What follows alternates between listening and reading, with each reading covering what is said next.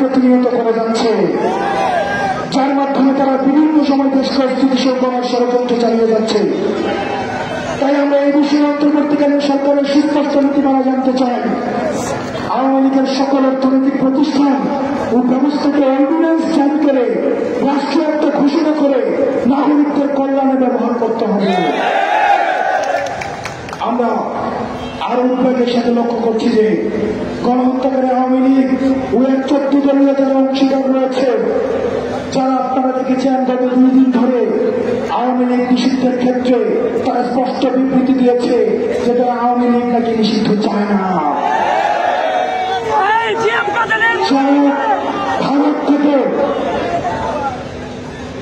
ভারত থেকে মিটিং করে এসে বলেছে যে কি নিয়ে মিটিং হয়েছে তা গণমাধ্যমে বলা যাবে না।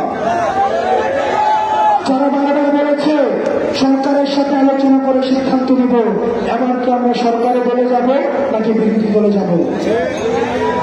এই ধরনের যে 14 দলের অংশীদাররা রয়েছে, যারা বিগত 15 বছরে ভোট ডাকাতির মাধ্যমে নাগরিকদের অধিকার হরণ করেছে এবং ফেসিবাদ কায়েমের পক্ষে প্রত্যক্ষ ও পরোক্ষ সমর্থন জুটিয়েছে, তাদের বিরুদ্ধে অভ্যুত্থানের এই সরকার, অন্তর্বর্তীকালীন সরকারের সুস্পষ্ট অবস্থান আমরা জানতে চাই।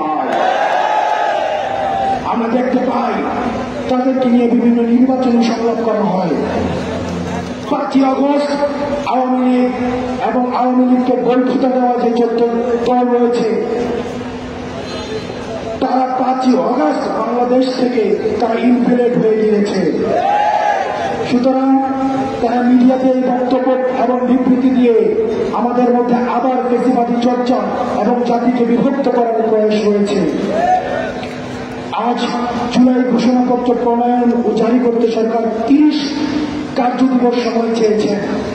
ওনারা কমিটমেন্ট দিয়েছেন 30 কর্মদিবসের মধ্যে এই জুলাই আমাদের বহুল আকাঙ্ক্ষিত, আমাদের জুলাই গণঅভ্যুত্থানের প্রত্যেকটি অংশীজনের মতামতের ভিত্তিতে আমাদের যেই প্রক্লেমেশন অফ জুলাই সেটিকে তারা ঘোষণা করবেন।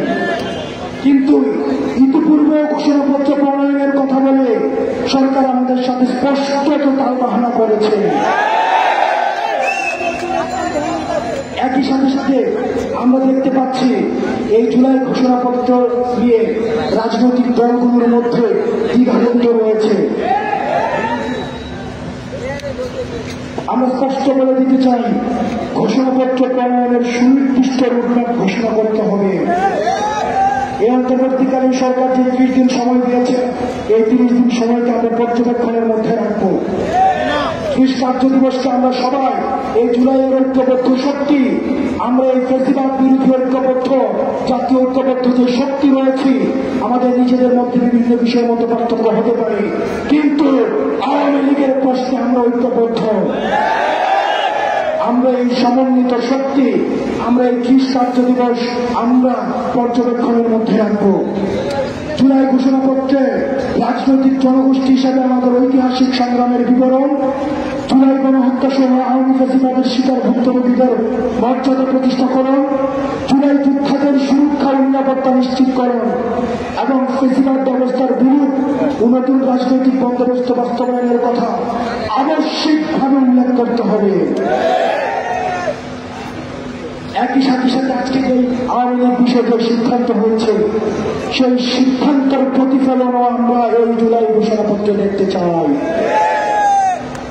আমরা আরো ভিত্তিহীনভাবে বলছি, অন্তর্বর্তীকালীন সরকার কর্তৃক নির্বাচনের ঘোষণার পূর্বে আবশ্যিকভাবে বিচারের রুটম্যাপ আমাদের সামনে ঘোষণা করতে হবে। চলমান আন্দোলনের মধ্য দিয়ে আওয়ামী লীগ প্রশ্নে জুলাই অভ্যুত্থানে তৈরি হওয়া জাতীয় ঐক্য নবায়নের সুবর্ণ সুযোগ আমাদের জাতির সামনে হাজির হয়েছে। ফ্যাসিবাদ বিরোধী সকল রাজনৈতিক দল, পক্ষ ও মত এবং সরকারকে উপরোক্ত 3টি দাবি পরিপূর্ণ ও যথাযথ বাস্তবায়নে এবং জুলাই ঘোষণাপত্র উপরোক্ত 3টি দাবির যথাযথ প্রতিফলন রাখতে ঐক্যবদ্ধ ভূমিকা পালনের আহ্বান জানাই। আমি আবারও পুনরাবৃত্তি করছি, আমাদের নিজেদের মধ্যে হয়তো বিভিন্ন পলিসি ডিসকাশন নিয়ে আমাদের মধ্যে দ্বিমত থাকতে পারে, কিন্তু আমাদের জুলাইয়ের ঐক্যবদ্ধ শক্তি আপনারা প্রমাণ পেয়েছেন, অন্তর্বর্তীকালীন সরকার প্রমাণ পেয়েছে এবং পতিত ফ্যাসিবাদী শক্তি প্রমাণ পেয়েছে। আমাদের নিজেদের মধ্যে পলিসি নিয়ে যতই বিভাজন থাকো, আওয়ামী লীগের প্রশ্নে আমরা ঐক্যবদ্ধ, ফ্যাসিবাদের প্রশ্নে আমরা ঐক্যবদ্ধ। সুতরাং যে চ্যাপ্টার 5 অগস্ট ক্লোজ হয়ে গিয়েছে সেটাকে আর রিওপেন করার সুযোগ নাই। যখনই আপনারা রিওপেন করার চেষ্টা করবেন তখনই এই জুলাইয়ের ঐক্যবদ্ধ শক্তি আমরা সমন্বিতভাবে আপনাদেরকে প্রতিরোধ করব। পরিশেষে আপনারা আজকে এখানে যারা ছিলেন, আমাদের উপর আপনারা আস্থা রেখে জুলাই থেকে এখনো পর্যন্ত আপনারা রাস্তায় আমরা ডাকলে চলে আসেন। আগামী 2 দিন, আগামীকাল সরকারি বন্ধ এবং আজকে আমাদেরকে বলা হয়েছে পরশুদিন অর্থাৎ সোমবারে আমাদের আজকের যে ঘোষণা সরকার দিয়েছে সেটির প্রজ্ঞাপন পরিপত্র জারি হবে আগামী সোমবার। আমরা এই সোমবারে প্রজ্ঞাপন নিয়ে আমরা আনন্দ মিছিল করব। সে পর্যন্ত আপনারা সুতীক্ষ্ণভাবে মাঠের প্রতি আপনারা পর্যবেক্ষণ করবেন। একই সাথে সাথে আপনারা এখন নিরাপদে যার যার বাসস্থানে ফিরে যান। তবে তবে তবে আমাদের সুতীক্ষ্ণ পর্যবেক্ষণ রাখতে হবে এবং আমাদের পরবর্তী কর্মসূচি আমরা আবার আপনাদেরকে জানিয়ে দেব।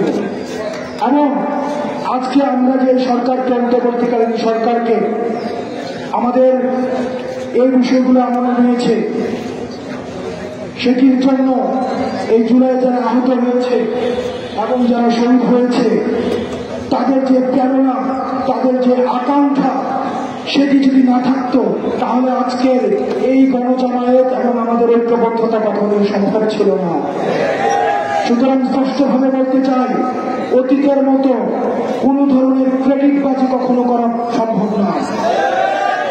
এই ক্রেডিট শুধুমাত্র কেবলমাত্র একমাত্র জুলাইয়ের আহত এবং শহীদ যারা রয়েছে তাদের। আমরা ঐক্যবদ্ধভাবে যেভাবে এখন ঐক্যবদ্ধ রয়েছি, ঠিক একইভাবে যখনই জাতির প্রয়োজন পড়বে, যখনই ফ্যাসিবাদী শক্তি মাথা চালাতে চাইবে, আমরা ঐক্যবদ্ধভাবে আমরা সেটিকে প্রতিরোধ করব। যারা মাঠে ছিলেন, আপনারা যারা মাঠে ছিলেন, আপনাদের সবাইকে আমরা ধন্যবাদ জানাচ্ছি। আপনাদের সবার জন্য সবাই একটি করতালি দেবে। আপনারা আমাদের সাথে মামুনেরা অংশগ্রহণ করেছেন,